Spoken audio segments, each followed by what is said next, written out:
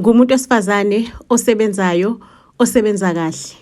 Nginomuzi wami, kodwa ke umjolo ayiba kwethu uyangirevisa, udlala ngami. Ngicela ukukutshela ukuthi ngisanda nje kuphuma kobunye ubudlelwane obungishiye ngilimele, bangishiya ngikhathele. Guess what-ke uNkulunkulu emuhle wangilethela olunye uswahlake empilweni yami. Yabona ke lo wamanje hayi incwasimende madoda, i-gentleman, yabona lo ubambo lwami, ilo guy ekudala ngimfuna. Hayi ngicela ukukutshela ngathi siphile emovini bafethu, ungithumelela ama-rose emsebenzini.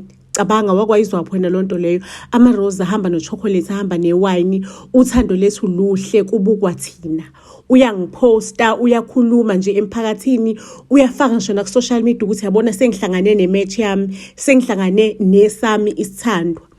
Ngicela ukunitshela ukuthi umuntu wabantu uqale lokho engivakashela manje, yabona zandi impahla zakhe endlini yami, elokho engivakashela every day umuntu wabantu ubela nami bengasakwazi ukuhlala ngaphandle kwakhe. Mangabe kuukuthi uzolala eroomini lakhe ngalolo langa, ngicela ukukutshela ukuthi impela bengizobuhlungu, kube ngathi mhlawumbe ngahamba ngiyolala naye eflatini ngalolo langa. Mhlawumbe hayi namhlanje ngizoyolala eflatini nami because ngifuna ukuprepare ipresentation yasemsebenzini. Yo bekuba buhlungu ngize ngimtshela ukuthi hayi ngcono ulale ekamereni elincane upreparele khona ngize ngihluphe, as long as around ngizothi ngivuke ekseni ngikubone. Ngicela ukunitshela ukuthi uthando lethu lisashisa lifudumele kanjalo phakathi kwami nomuntu wami omusha, igama lakhe uSiyabonga. Ngicela ukunitshela ke sithathana noSiyabonga uphela unyaka wokuqala, uphela unyaka wesibili. uSiyabonga ke usemuvela in ngokuphelele, akasanalo iflat, akasayikhokheli rent. Shukuthi njengoba ngihlala lana endlini yami umina okhokha ibond, uSiyabonga uhlala mahala because akasakhokhi rent eflatini lakhe. Uhlala mahala, igrocery sihlanganisa 50-50. Usuphelile unyaka wokuqala ehlala lana, usuphelile unyaka wesibili, sekuya kunyaka wesithathu. Okay, sisathandana kusamnandi, but senginobathu ukuthi ayimani le ndoda le iyasave. Isave ngami, you understand? Iyasave kahle kahle imali, isave ngami.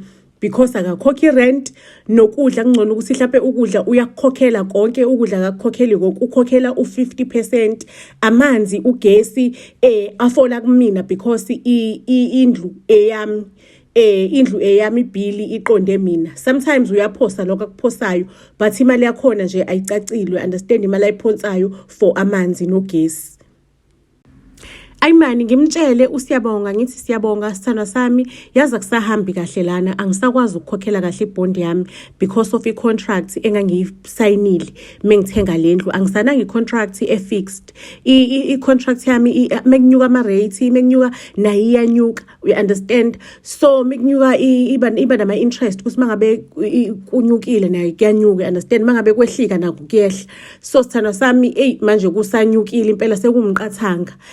It's been the whole year kunyukile, kodwa manje sekusitiphu kakhulu, angisakhona uku-afforda. Sengikhokha imali enkulu efana nokuthi le mali engiyikhokhayo isidabuli imali yebond. So nje emholweni wami angisasali nasenti, angisasali nalutho.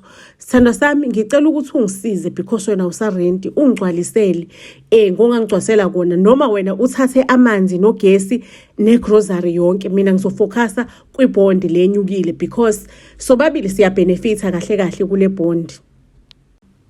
Athule uSiyabonga, angaphenduli, ngimbuke ekujuleni kwamehlo. Maseke uyaphendula uSiyabonga athi yazi sithandwa sami, because lento le ihlangene nemali, imali kumele ngibone kahle ibudget yami ukuthi kuzokwanela yini lokho, because angeke ngikwazi ukuthi ngisho into ngikuthembisa into ngingakhalculate kahle masegcineni kosuku isiyangihlula, yabo isiyangisinda. Ngicela ukuthi unginikeze isikhathi nyana. Ake bakwethu ngamlinda uSiyabonga ukuthi abuyele kumina.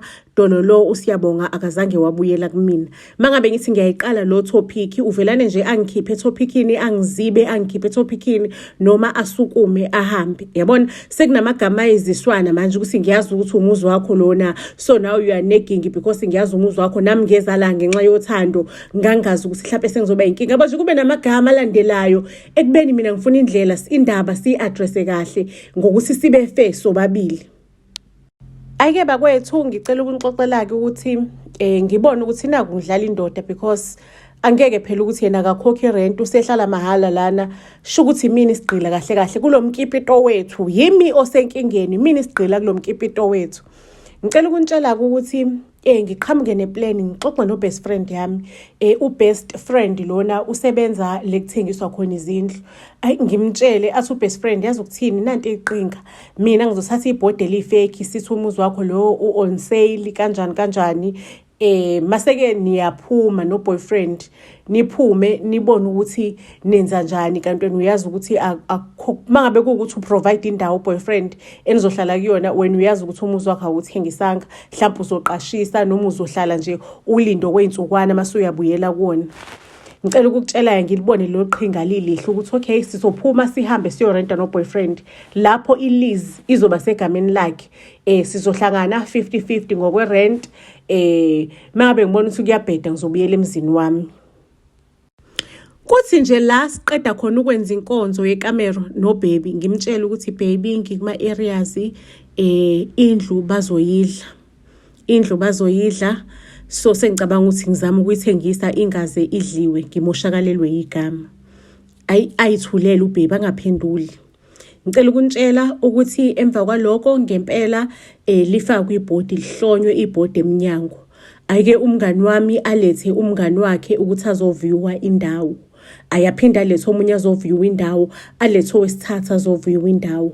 Kulo wesithathu ke ngitshela ubaby ngithi hayi lo wesithathu uyifakile sithanda sami ioffer uyawuthanda umuzi uyawuthenga lo wesithathu. So sithanda sami izothina into yethu sizophuma siyozama iflat sishare mhlawumbe irent 50-50 izothina into yethu sizokwenza njani sithanda sami kumele siplane phela simningi leminyaka lesihlala ndawonye mina nawe. Guess what? Wathini usiyabonga kumina?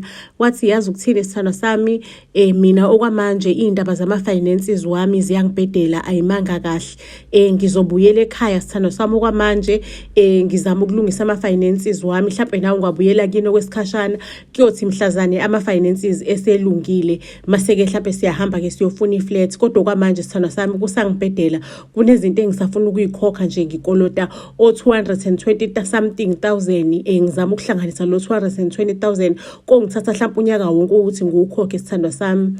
Ngiyodaba lokuthi irent bekade ngingasayikhokhi irent bengasayikhokhi so I was so used ekutheni vele sengize ngacommit ukuthi ngikhokhela lesikoloto ngeke ngisakwazi ukuthi ngishiye phakathi. So ngicela ukuthi ungixolele sithandwa sami ngizobuyela ekhaya ngicela nawe ubuyele ekhaya kini mhlawumbe just for a year and then after a year so bese siya reunite ke sithola indawo yethu sobabili siqashe. Ngicela ukukutshela ukuthi usiyabonga wathatha imithwalo yakhe. Guess what? Ubese yokipita nomunye umuntu wesifazane. Waphuma kwami umuzi wahamba wayothola ivictim elandelayo. Ngabuyela kahle ke emzini wami ngayisala ngihlalele emzini wami kusiyabonga ngangithe hayi sengizoqala ngizothutha. By that time yena ubesehambile ngempela eseyothola esibili ivictim elandela mina. Ngasinda kanjalo ke kuxhashazweni uR angisho niyazi ukuthi R stand for what and stand for lwabishi. Ngasinda kanjalo kwexhashazweni uR emkipitweni. Just imagine uzoxhashazwa emkipitweni. Ayibantu besifazane ake sivuke nje sivuthulule banamaplani nababantu bayayiplana into yabo bayayihlela into yabo. Okwanamhlanje ngizosibeka lapha istory sethu iyolala ibonene etorini elandelayo Buzz SA to all social media platforms. Siyanthanda kakhulu. Ngikhohlwa kanjani ukucela ukuthi nisfollowishe to all social media platforms nihambe niye laphayana on our YouTube channel Buzz SA nifike nje ni subscribe family it's free of charge ni comment ni like ni share I content yethu because kuyasiza kakhulu lokho ukuthi sikhule futhi ke into emnandi ukuthi laphayana ke on YouTube kune content ke extra we understand kune content enye engekho lana on our Facebook page there is long form content laphayana udla la uzudakwe kuze kukhathale wena on our YouTube page. So just make sure ukuthi you go to our YouTube channel, search for Buzz SA and subscribe. It's free of charge, akukhokhwa mali. So ke family yola libonene itori elandelayo, singakhohle ukuthi siyanthanda kakhulu. Buzz SA to all social media platforms. Mwah mwah.